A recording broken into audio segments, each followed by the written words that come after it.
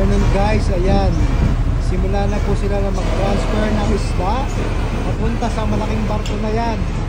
Ayan. Kung sa nagtatanong kung paano mag-transfer ng isda, ganyan po. So ayan, kinukuha nila sa bodega, tapos itatransfer doon sa malaking barko. Yan po yung mga nahuli namin itong nakaraang araw. Mga frozen fish na po yan, matitigas na po yan.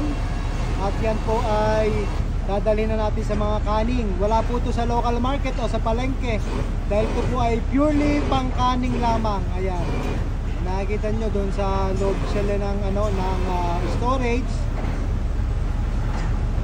Mula doon sa storage ay iniakit yan papunta doon sa malaking barko na to.